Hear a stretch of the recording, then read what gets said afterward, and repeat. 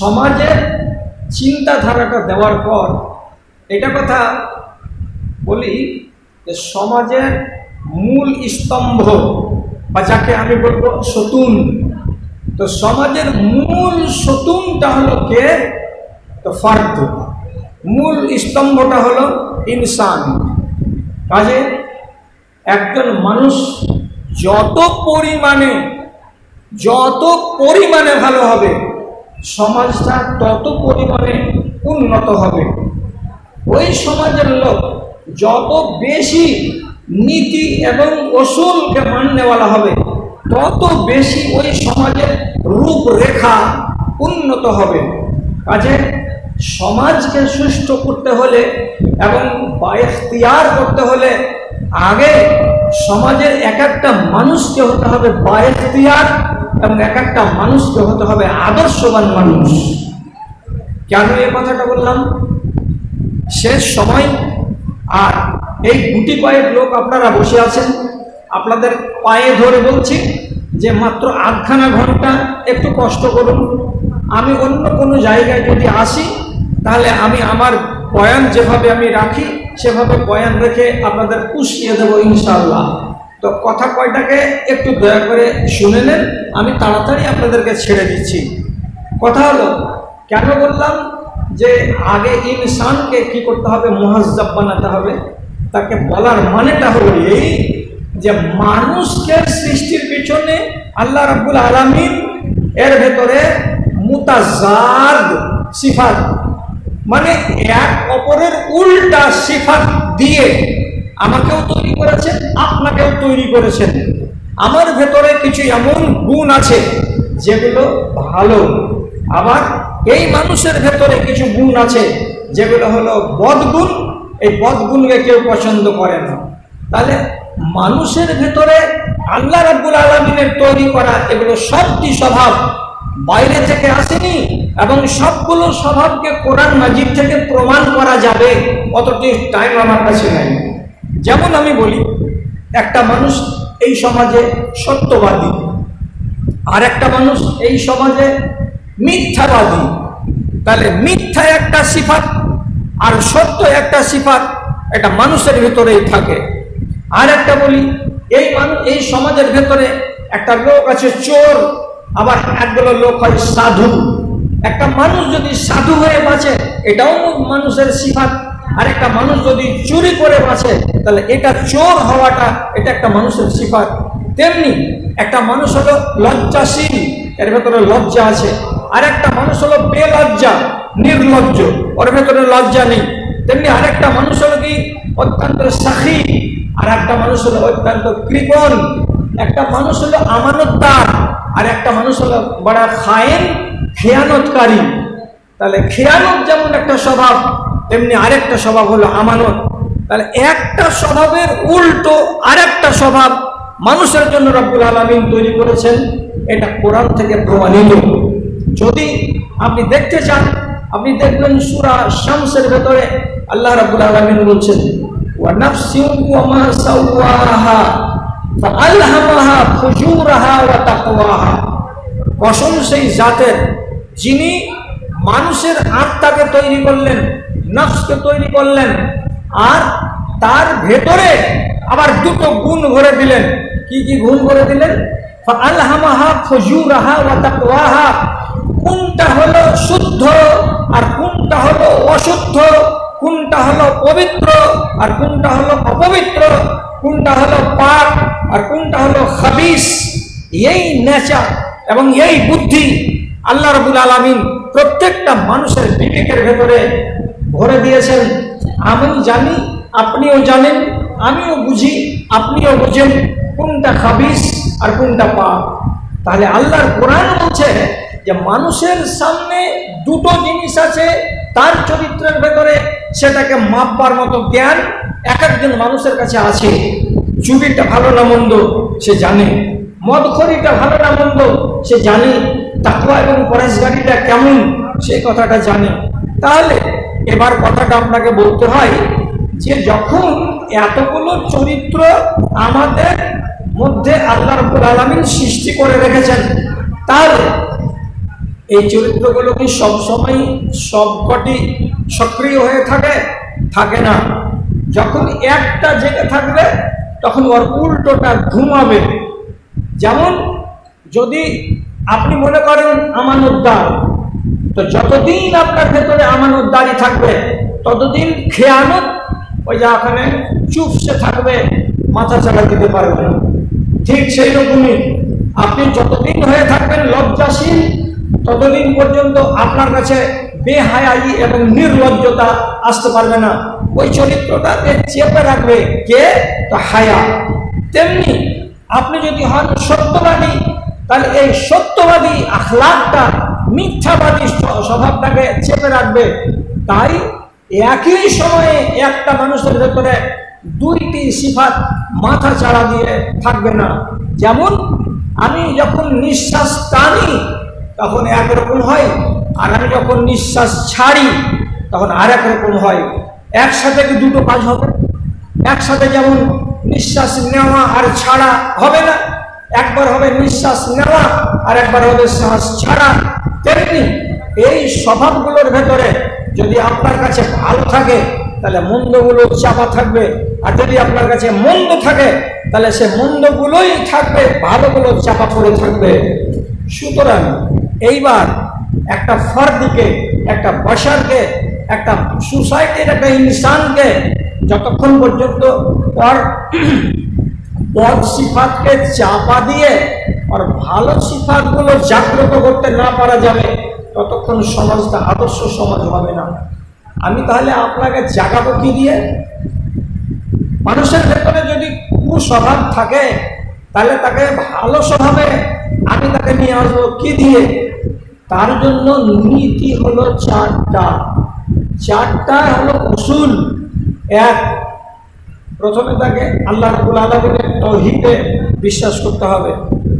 যে কোনো জিনিস দুনিয়াতে আছে সব আল্লাহ রাব্বুল আলামিনের দ্বারা নিয়ন্ত্রিত, এ কথাটা মানতে হবে। 2 নম্বর, রাসূলের মারফতে পেয়েছি, এ কথাটা আপনাকে স্বীকার করতে হবে। 3 নম্বর, আমাকে একবার কিয়ামতের দিন আল্লাহ রাব্বুল আলামিনের মুখোমুখি হতে হবে।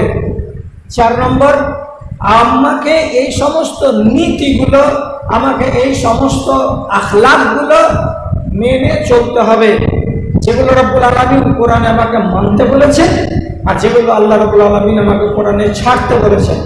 তাহলে আমার কাছে স্বভাব হলো দুইটা। একটাকে বাংলা ভাষাতে বলা হয় অর্জন করা, আর আরেকটাকে বলা হয় বাংলা ভাষাতে বর্জন করা। আপনি অর্জন করবেন কোনটা? যেটা আল্লাহ পছন্দ করেন সেটা। আপনি বর্জন করবেন, ছেড়ে দেবেন কোনটা? যেটাকে আল্লাহ রাব্বুল আলামিন বলছেন ছেড়ে দাও সেটা। তাহলে এই জিনিসটা আমার দ্বারাই হবে। কি করতে গেলে হবে? এই চারটা জিনিসকে ফলো করতে গেলে হবে, তাছাড়া হবে না। কি কি? তাওহীদে বিশ্বাস করা, রাসূলকে বিশ্বাস করা এবং আখিরাতে জবাবদিহি করতে হবে, এই কথাটাকে মানা, আর তারপরে নিজেকে এই সমস্ত নীতি আর উসুলের পাবন্দ বানিয়ে তোলা। এবার আপনাকে বলি, এই সমাজের ভেতরে তালিমের অবদান কতটুকু? আমি মানুষটাকে যে ঠিক করব, তো এমনি এমনি জাদুর কাঠে দিয়ে তো ঠিক করা যাবে না। এই জন্য দরকার হচ্ছে কিসের? তালিমের। সেজন্য বহু জ্ঞানীগুণী লোক বলেছেন তালিমটা কি? নেক ইনসানের জন্য হলো এনার্জি, আর মন্দ ইনসানের জন্য হলো অ্যান্টিবায়োটিক। কি বললাম? মন্দ স্বভাবের জন্য এটা হলো অ্যান্টিবায়োটিক। এটা যদি আপনি মানেন তাহলে রোগ বাড়বে না, কমবে। আর যারা নেক ইনসান তাদের জন্য ইলমটা কি? এনার্জি, ওর জন্য পাওয়ার। যত ভিতরে এনার্জি বাড়বে তত আপনার ক্ষমতা বৃদ্ধি পাবে। এনার্জি ছাড়া যেমন দুনিয়াতে কিছু চলে না, তেমনি তালিম ছাড়া কোনো একটা ময়দান সুষ্ঠুভাবে চলতে পারে না। তাহলে এই ময়দানে কতটি সমস্যা আছে আমাদের। কাকে কাকে তালিম দিয়ে আমি জাগ্রত করব? তাহলে তালিম দিয়ে যদি কাউকে জাগ্রত করতে হয় তো সমাজের রোগগুলোর দিকে তাকান। একগুলো রোগ হলো জাত আর নসলের রোগ, একগুলো হলো রঙের রোগ, কেউ কালা আর কেউ গোরা, আর একগুলো রোগ হলো ধনী আর গরিবের রোগ, আর একগুলো রোগ হলো জেহালাতের রোগ আর তালিম ইয়াফতার রোগ। আর একগুলো রোগ দুনিয়াতে আছে এমন যেগুলো মানুষ পছন্দ করে না, অথচ এক শ্রেণীর লোক তাকে আঞ্জাম দেয়। তাহলে এটাকে আমি কি দিয়ে সোজা করব? তালিম দিয়ে। কেমন করে তালিম দিয়ে? আমার সমাজে একটা লোক আছে, যে লোকটা রং কালো, আমার কি অধিকার আছে যে সেই কালো মানুষটাকে দেখে আমি নাকশিট কালো? আমার সমাজে 4-5টা মেয়ে আছে আমার গ্রামে যাদের রং কালো, গায়ের রং কালো, লেখাপড়া শিখে আছে, তাদের বিয়ে হচ্ছে না।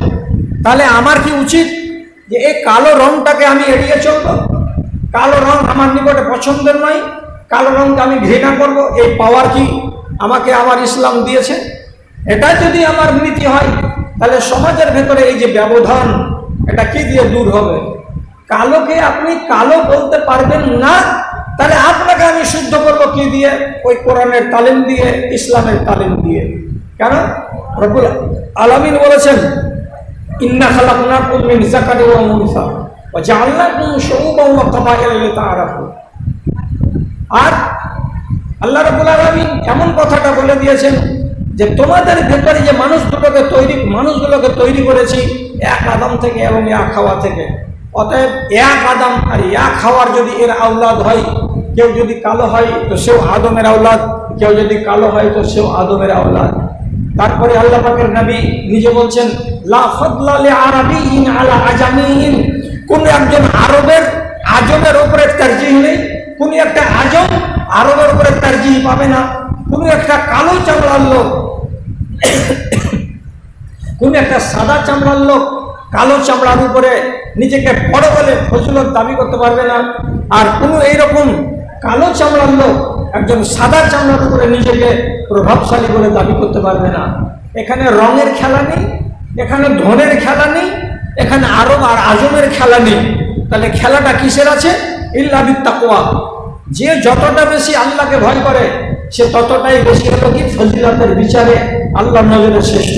তাহলে রঙের অর্থটা কোথায়? রং আর নসল যেটা দেখতে যাচ্ছি আমরা, এমন সমাজে আজও আছে এই তারতম্যটা, এই তফাৎটা। আমি কেন দেখছি? কোন নজরে দেখছি? যদি এটাই অসুল এবং নীতি হতো, তাহলে ভালো করে মনে রাখেন, আল্লাহ পাকের নবী যিনি 6 জন মহিলার দুধ পান করেছিলেন শৈশবকালে, সেই 6 জন মহিলার ভেতরে একটা নারীর নাম হলো উম্মে আইমান। এটা হচ্ছে রাসূলুল্লাহর বাড়ির কৃত দাসী। এটা হলো একটা লম্বি। এই লম্বির গায়ের রং হচ্ছে কালো এবং সে আফ্রিকার লোক, নিগ্রো। তাহলে আফ্রিকার একটা নিগ্রো কালো চামড়ার মহিলা, সে বছরের পর বছর ধরে রাহমাতুল আলামিন নবী মুহাম্মদ সাল্লাল্লাহু আলাইহি সাল্লামের বাড়িতে খাদেমা হয়ে কাজ করছেন। রাসূলুল্লাহ তাকে কোনোদিন খাদেম রাখতেন না, খাদেমা হিসেবে তাকে পছন্দ করতেন না। আপনি ভাবুন, এইবার ফতে মক্কার দিন এতগুলো লোক সবাই থেকে গেল, রাসূল করিম সাল্লাল্লাহু আলাইহি সাল্লাম হযরত বিলালকে ডাকছেন, ডাকার পরে বলছেন, কাবার ছাদের উপরে উঠো। কেন হুজুর? বলছে টাইম হয়ে গেছে, আযান দিতে হবে। হযরত বিলাল, আপনি বলেন আফ্রিকার লোক, চামড়াটা সাদা না কালো? তো কালো। তাহলে একজন কালো লোককে রাসূল করিম বলছেন, যাও কাবার ছাদের উপরে চড়ো, চড়ার পরে আযান দাও। তিনি যখন মধুর সুরে লম্বা টানে আযান হাঁকলেন, তখন হারিস ইবনে হিশাম, মক্কার এক দুর্দান্ত মুশরিক, সইতে না পেরে বলে বসল যে নবী মুহাম্মদ সাল্লাল্লাহু আলাইহি সাল্লামের কাছে এই কালো কৌয়াটাকে বাদ দিয়ে আর কোনো সাদা মানুষ কি পাওয়া গেল না? উনি পেলেন না যে এই লোকটাকে, এই কালো চামড়ার মানুষটাকে কাবার ছাদের উপর উঠিয়ে আজকে আযান দেওয়ার আদেশ দিলেন। ভাবুন তো একবার আপনি, ওর ভেতরে কি মানসিকতা আর আল্লাহ পাকের রাসূলের ভেতরে কি মানসিকতা। এখানে সমাজ ব্যবস্থাটা কেমন আর ওইখানে তাদের ভেতরে সমাজ ব্যবস্থাটা কেমন। তাহলে আমাদের সমাজে যদি এই রকমের কি থাকে, তাফাউত, এই রকমের কম বেশি থাকে রংকে নিয়ে আর গায়ের চামড়াকে নিয়ে, তাহলে তাদেরকে আমি পরিশোধক হিসাবে এটাই দিতে পারবো যে তুমি গোড়াতে স্বীকার করেছো যে চারটা মূলনীতি, আল্লাহকে মেনে নেওয়া, রসুলকে মেনে নেওয়া এবং আখেরাতে দাঁড়াতে হবে, এই কথা স্বীকার করা এবং রসুলকে মেনে নেওয়া। তাহলে আপনি যদি এই রসুলটাকে না মানেন, তাহলে আপনার সমাজ সুস্থ হবে কি দিয়ে? আপনার সমাজটা আদর্শ সমাজ হবে কি দিয়ে? চলুন আরেকটা আপনাকে উদাহরণ দেই। যদি আমার সমাজে একজন গ্যার মুসলিম থাকে, তো তারও তো প্রয়োজন আছে আমার সাথে, তেমনি আমারও প্রয়োজন থাকতে হবে তার সাথে। আমি তাকে তুচ্ছ করব না, আমি তাকে হেয় প্রতিপন্ন করব না, এবং আমি তাকে দেখে নাক ছিটকাবো না। এটা ইসলামী উসুল নয়। আর সোসাইটিকে পুরআমান বানাতে হলে এটা করা কোনোদিন চলবে না, বরং তার সাথে আপনার নেক স্বরূপ হতে হবে। যেমন আপনাকে বলি, আব্দুল্লাহ বিন উমর রাদিয়াল্লাহু তাআলা আনহু, ওনার বাড়িতে একটা ছাগল জবে হয়েছে। তো ছাগলটা জবে হয়েছে, চামড়া ছাড়ানো হচ্ছে, আর ওই সময়ে বারবার করে একবার করে আসছেন আব্দুল্লাহ বিন উমর, আর আসার পরে বলছেন, আহাদাইতা ইলা জারি আল ইহুদি, এই ছেলে, তুমি কি আমার পড়োশি ইহুদির বাড়িতে একটুখানি মাংস, একটুখানি গোশত তোহফা দিয়ে এসেছ? উনি একবার বলেন, কয়েকবার বলেছেন। তখন যেই ছেলেটা খাসির চামড়া ছিলছিল, মাংস করছিল, সে তখন বলছে, আপনি কয়বার বলবেন, আপনি কয়বার বলবেন যে আমার পড়োশি ইহুদির বাড়িতে মাংস পৌঁছে দিয়েছ না দাওনি? তখন তিনি বলছেন, আমাকে ভয় হচ্ছিল যে তোমরা যদি আমার পড়োশিকে বাদ দিয়ে দাও, তাহলে ও অনাহারে থাকতে পারে, ওর বাড়িতে তরকারি থাকবে না, আর আমার বাড়িতে মাংস হবে, রুটি হবে, আমি মাংস রুটি খাবো আর আমার প্রতিবেশী অনাহারে থাকবে। এটা আমি কোনোদিন চাই না, এটা আমার নীতি নয়। তাহলে আপনি চিন্তা করুন যে আমার সমাজে যদি এমন গায়ের মুসলিম থাকে, তার সাথে আমার সলুকটা কেমন হতে হবে, তারও শিক্ষা এখানে দেওয়া আছে। এটাকে আমি তালিম দিয়েই মুজাইন করতে পারি এবং তালিমের মাধ্যমেই এটাকে আমি সমৃদ্ধ করতে পারি।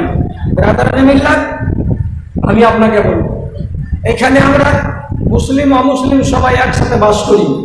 যদি এক গ্রামে বাস করি না, পাশাপাশি গ্রামে বাস করি, এটা আমাদের সোসাইটি, এটা আমাদের সমাজ, এটা আমাদের মুআশারা। এখানে আপনাকে সেটাই নীতি ফলো করতে হবে যে নীতি আল্লাহ রাব্বুল আলামিনের নবী সুষ্ঠু সমাজ গঠনের জন্য অবলম্বন করেছিলেন। যেমন তিনি মদিনা যাওয়ার পর যেটা প্রথম তিনি সনদ তৈরি করেছিলেন এবং মদিনার অধিবাসী ইহুদিদের সঙ্গে যেটা চুক্তি করেছিলেন, তাতে তিনি বলেছিলেন, লিল ইয়াহুদে দীনুহুম ওয়া লিল মুসলিমিনা দীনুহুম। ইহুদি যারা এখানে আছে, তারা তাদের দিন, তারা তাদের ধর্ম আজাদির সাথে পালন করবে, কোনো মুসলমান তাদের ধর্মে বাধা দিতে যাবে না।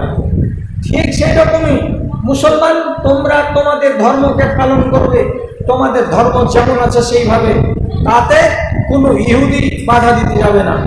তাহলে এত সুন্দর সনদ যেখানে লেখা আছে এবং রাসূলুল্লাহ এটাকে মেনে বছর কাটিয়েছেন মদিনাতে, তাহলে এই উসুল যদি আমার কাছে থাকে, আজ আমি আমার জাত ভাইকে বলতে পারি না যে তারা যদি কোনো উৎসব করে তো সেই উৎসবে আমার গায়ে জ্বলন যেন না হয়। ঠিক তেমনি আমি গায়ে মুসলিম ভাইদেরকে বলবো, মুসলমানেরা যদি কোনো উৎসব করে, ঈদে বকরা ঈদে, তাহলে সেদিন তাদের উৎসবকে দেখে তোমাদের গায়ে যেন জ্বালা তৈরি না হয়। কেন? ধর্মের ব্যাপারে তোমাকেও যেমন স্বাধীনতা দেওয়া হয়েছে, ধর্মের ব্যাপারে তেমনি আমাকেও স্বাধীনতা দেওয়া হয়েছে। তাহলে এটা যদি মেনে চলি, তাহলে আমার সমাজটা একটা আদর্শ সমাজ হলো।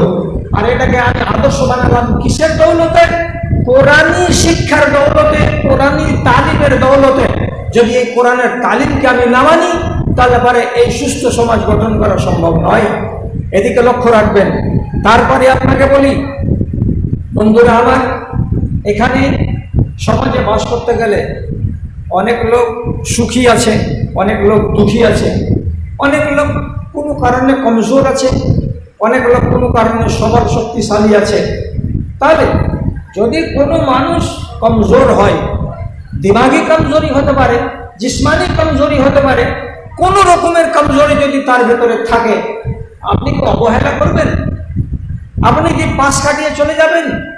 ধরুন একটা লোক মাইন্ড কম, ও বেশি কথা বলতে পারে না, কম কথা বলে, কিন্তু ও তো পেট আছে, ও তো খাওয়া দাওয়া করে, ও বাজারে চলে, গ্রামে হাঁটে, ফিরে উঠে, তো তাহলে এইরকম একটা মানুষকে দেখে আপনার ইসলাম কি বলে?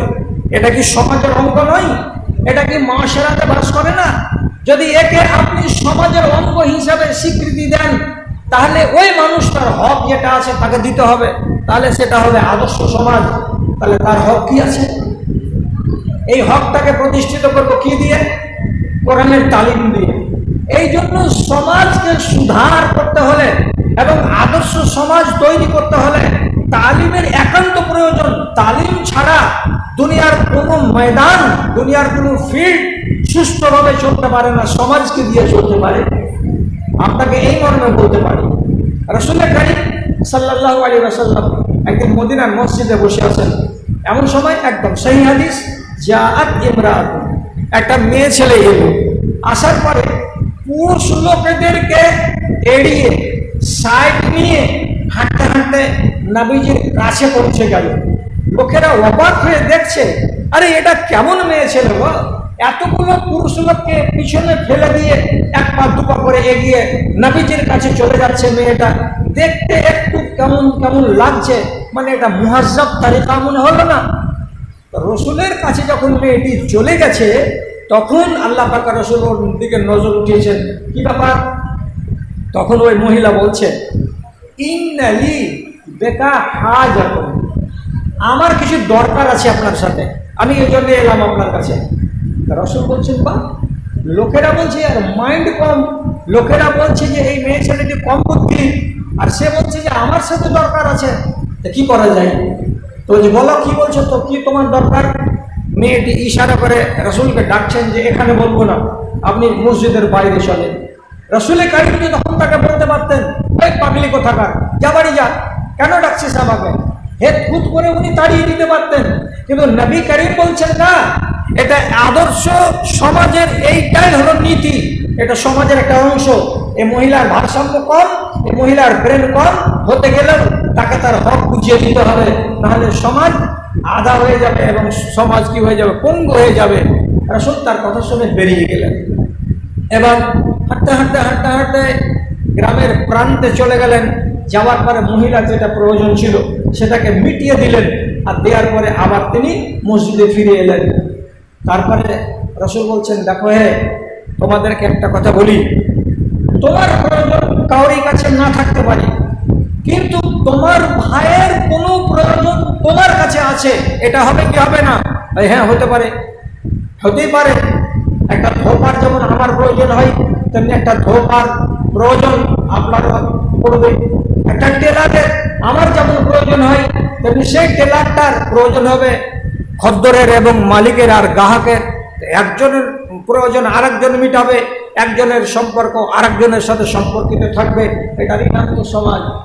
দিয়ে রসুল বললেন, মনে রেখো, কোনো একজন জরুরতমন্দ ইনসান, কোনো একজন দরকারি মানুষ যদি আমাকে ডাকে, রসুল চলেন তো একটু এই কাজে, তাহলে আমি বলছি তোমাদের সামনে, তোমাদের নবী, আমি এই মসজিদে শুনতে যদি পাই যে আমাকে কেউ ডাকছে, আমি তৎক্ষণাৎ বেরিয়ে যাব আমার ওই ভাইয়ের ডাকে এবং তার প্রয়োজনকে মিটিয়ে দেব। তো তার প্রয়োজনকে মিটিয়ে দেওয়াটা মসজিদে নববীতে বসে কিয়াম করার চাইতে আমি বেশি ফজিলতের মনে করি। কেন? এটাতে ওই মানুষটার অন্তরে হাসি ফোটাতে পারলাম, ওর মনটাতে সুখ দিতে পারলাম, ওর মনে আনন্দ দিতে পারলাম। আর এটাকে রাসূল কারীম আবার অন্য জায়গাতে বলেছেন, সব থেকে ভালো আমল কোনটা? তো নবীজি বলছেন, সুরুরুন তুদখিলহু আলা কলবি মুসলিমিন, সব থেকে ভালো আমল হচ্ছে, কাজ হচ্ছে ওইটাই যে তুমি এমন একটা কাজ করবে যে তোমার ভাইয়ের অন্তরের ভেতরে আনন্দ ঢুকিয়ে দিতে পারবে। এবার সে যদি একটা রুটির ভুখা হয়, আপনি ওর হাতে যদি একটা রুটি দিয়ে দেন, তাহলে তার অন্তরে হাসি আসবে। সেই লোকটা যদি 100টা টাকার ভুখা হয়, আপনি তার হাতে যদি 100টা টাকা ধরিয়ে দেন, সে দেনা শোধ করতে পারবে, তাহলে তার অন্তরে আপনি আনন্দ ঢুকিয়ে দিতে পারলেন। এটাকে রাসূলুল্লাহ বলছেন সবচাইতে বড় কাজ। ভাইরা আমার, কথা লম্বা করে লাভ কি? শুধু শুধু চেয়ারকে আর টেবিলকে কথা শুনিয়ে লাভ নেই। আপনারা সময়ের দিকে ঠিক বিচার করেছেন বলে যথাসময়ে প্যান্ডেলকে খালি করে দিয়েছেন।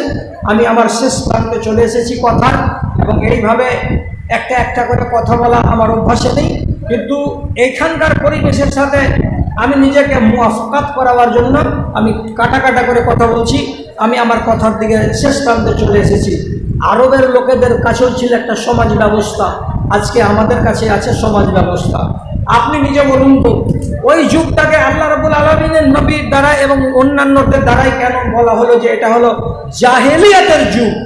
কেন বলা হলো সেই যুগের মানুষগুলোকে জাহিল এবং জাহেলিয়াতের যুগ? কেন? তাদের কাছে নীতি ছিল না, তাদের কাছে আদর্শ ছিল না, তাদের কাছে তহজিব ছিল না, তাদের কাছে তামাদ্দুন ছিল না। তারা যে হতো জবরদস্ত, সে কমজোরকে লুটে খেত, যার কাছে টাকা পয়সা থাকতো সেই দুনিয়াতে প্রভাব খাটাতো, জোর যার মুলুক তার মতো নিয়ম চলতো। এই জন্য এখানে মানুষেরা সুখী ছিল না, ত্রাহি ত্রাহি করে কাঁদতো, আর সেই জায়গাতে অশান্তি বিরাজ করত। এগুলো কথা তো আপনারা জানেন। আর এই জন্য ওই সমাজ ব্যবস্থাটাকে কি বলা হয়েছে? জাহিলিয়াতের যুগ। ভাইরা আমার, আপনারা তো বিহারের মানুষ, ভালোই বুঝবেন। মাহেরুল কাদেরী সাহেব উনি লিখেছিলেন এই নকশাগুলোকে অনেক দিন আগে। তিনি লিখেছেন কি, कुछ जुल्म ने शोले भड़काए, कुछ कुफर ने फितने फैलाए, सीनों में अदावत जाग उठी, इंसान से इंसान टकराए। तहजीब की शमशें रोशन की ऊँटों के चराने वालों ने, कांटों को गुलों की किस्मत दी, जर्रों के मुकद्दर चमकाए। कारा ওই আগেকার দিনের যারা লম্পট বা চোর, যারা দারুখোর, যারা লুটে ফুটে খেত, মারধার করত, এই মানুষগুলোদের ওই সমাজটাকে বদলে দেওয়া হলো কার দ্বারাই? একদম কোরআনের তালিমের দ্বারাই। তাহলে আজ আমার এই সমাজের ভেতরে যেগুলো নীতি আছে, সে নীতিগুলোকে আমি তালিমের দ্বারাই সরিয়ে দিতে পারি। মদখড়ি আছে, টাপুর এলাকায় মদখোরকে মদখড়ি থেকে ছুটাতে হবে। কি দিয়ে? আপনাকে কোরআনের প্রেসক্রিপশন দিয়ে। যদি এই দেশে জাহিদের লানত থাকে যে মানুষ কোন না নিলে বিবাহ করবে না, তাহলে তার কাছে গিয়ে যুক্তি খাড়া করতে হবে যে জাহিজ নেওয়াটা কেমন, এটা জায়েজ না নাজায়েজ, এটা শরীয়তে আছে না নাই, এই ব্যাপারে আপনাকে উপযুক্ত দলিল পেশ করে এটা খণ্ডন করতে হবে। তাহলে সমাজের ভেতরে যেগুলো রোগ আছে, সে রোগকে টেনে বের করতে হবে। আর যে ব্যাধি আছে, ব্যাধিকে যদি আপনি বাঁচিয়ে রাখেন, আপনার হাতে পাওয়ার আছে তথাপি, তাহলে আপনি জানবেন আজ যদি সে করে অন্যায়, তো কালকে আপনার বাড়িতে আপনার কোনো ছেলে অন্যায়কারী হয়ে যাবে। এই জন্য দেশের ভেতরে একজন আমির থাকবে, আপনার পাড়াতে একটা আমির থাকবে, আপনার অঞ্চলে একটা আমির বা নেতা থাকবে। মক্কা যেদিন ফাতা হয়ে গেল, রাসূল কারীম তার জীবনের সর্বপ্রথম আমির নিযুক্ত করলেন একজন সাহাবীকে। সেই সাহাবী ইতবান বিন হুসাইন গালেবান নামটা, তো তাকে বললেন তোমাকে মক্কার আমির করা হলো। এইখানকার যত কিছু নিয়ম নীতি পরিচালিত হবে তোমার হাত দিয়ে। তাহলে আমাকে আমার এলাকায় এইরকম একটা আমির বানাতে হবে, যে চোখ করে দেখবে কোন ছেলেটা সমাজের ভেতরে দুর্নীতিবাজ, কোন ছেলেটার দ্বারা আমার সমাজের ক্ষতি হচ্ছে, তাহলে তাকে শায়েস্তা করতে হবে। শায়েস্তা করাটাও হলো ইসলামী সমাজের একটা অঙ্গ। যদি বিশ্বাস না করেন তাহলে আপনাকে সঠিক কথা বলছি। সেই হাদিস আছে, জিআ রাজুলিন ইয়াওমান ইলা নবী সাল্লাল্লাহু আলাইহি ওয়াসাল্লাম। একদিন একটা লোককে নবীজির সামনে ধরে আনা হলো, দিয়ে বলা হলো এই লোকটা মদ পান করেছে। নবী কারীম বললেন একে পিটো, সোজা হুকুম দিলেন একে পিটো। আবু হুরায়রা বলছেন ফামিন্না মান ইয়াজরিবু বিল জারিদে ওয়া মিন্না মান ইয়াজরিবু বিন নিআলে।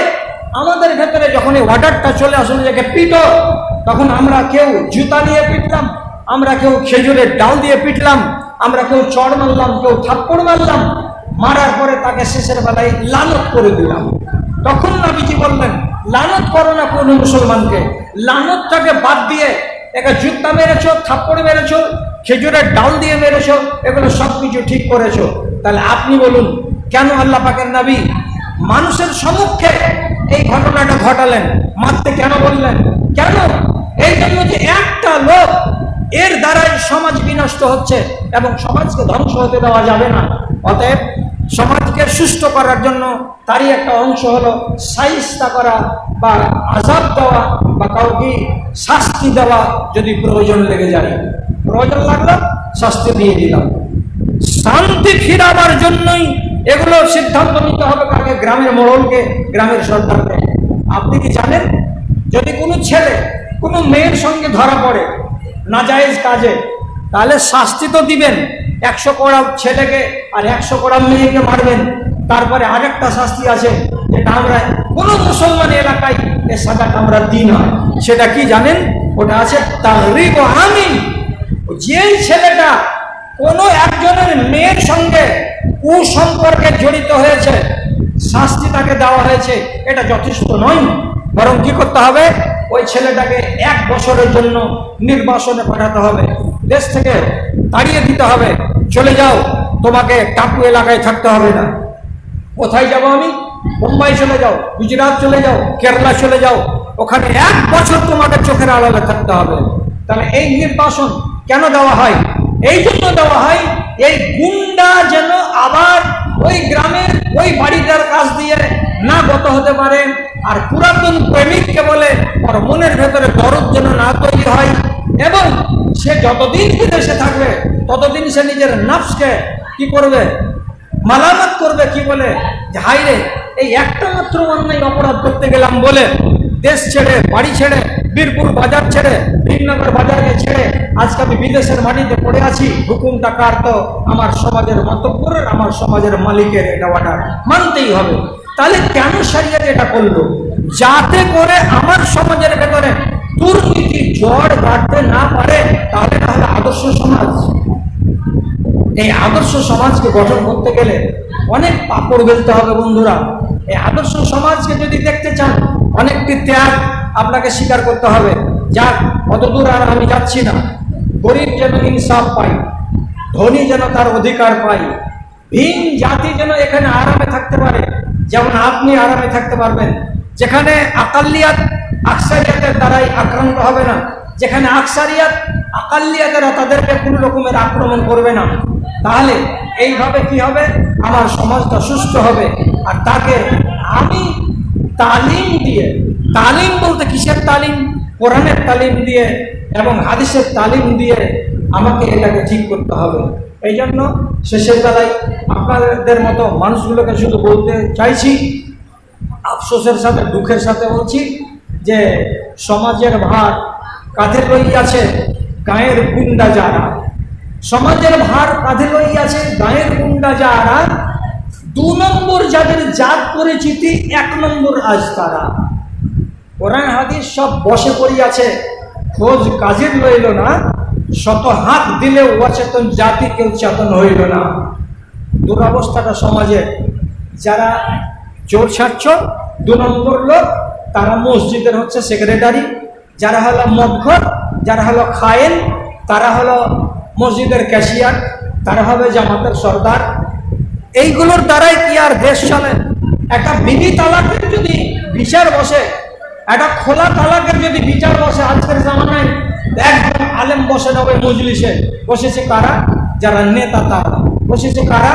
যারা এলাকার ডন তারা। বসেছে কারা? যারা বাট্টাখোর তারা। তারাই কোরআন জানে, তারাই হাদিস জানে, তারা মনের মতো করে সমাজের বিচার চালাচ্ছে। এই জন্য আমার সমাজ থেকে দুর্নীতি মুছে যাচ্ছে না। দিনের দিন সমাজের ভেতরে দুর্নীতি ঢুকেই যাচ্ছে। অতএব এগুলো থেকে আমাদেরকে বাঁচতেই হবে, বুঝাতেই হবে। তোমাকে আমাকে জাতির করুণ দশা জ্বালাতেই হবে। আলো ঘরে ঘরে তাড়াতে হবে অমানিসা। তুমিও এবার কোন করো ভাই, যে কোন করেছি আমি। তুমিও এবার কোন করো ভাই, যে কোন করেছি আমি।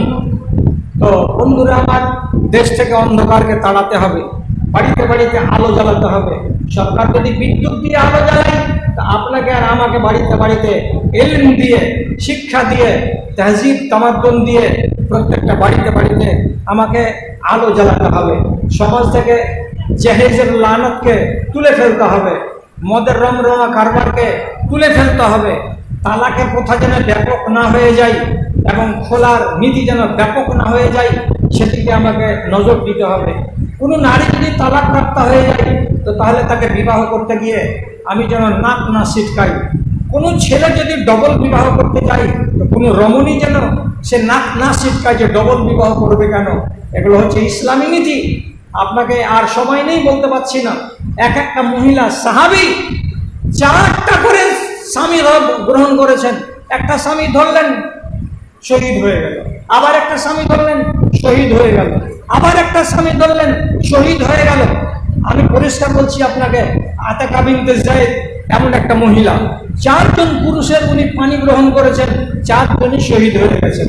লোকেরা ঠাট্টা করে বলতো, শহীদ হয়ে মরার যদি ইচ্ছা থাকে তাহলে জায়েদের বেটিকে বিবাহ করে নাও, যার নাম আতেকা। কপালে তোমার শাহাদাত লেখাই আছে। উকবা বিন আবি মুঈতের মতো গুন্ডা, তার বেটির নাম হলো উম্মে কুলসুম। উম্মে কুলসুম তার নিজের জীবনে 4টা স্বামী গ্রহণ করেছেন। কেন? এক স্বামী মরে গেল, আবার বিয়ে করলেন। আর এক স্বামী মরে গেল, আবার বিয়ে করলেন। তৃতীয় স্বামী তালাক দিল, আবার বিয়ে করলেন। চতুর্থ স্বামীর আমলে এসে তিনি নিজে মারা গেলেন। এটা সহি? তাহলে এগুলোকে উনারা যদি মেনে নিয়ে থাকতে পারে, তো আমরা কেন এই দেশের লোক কালো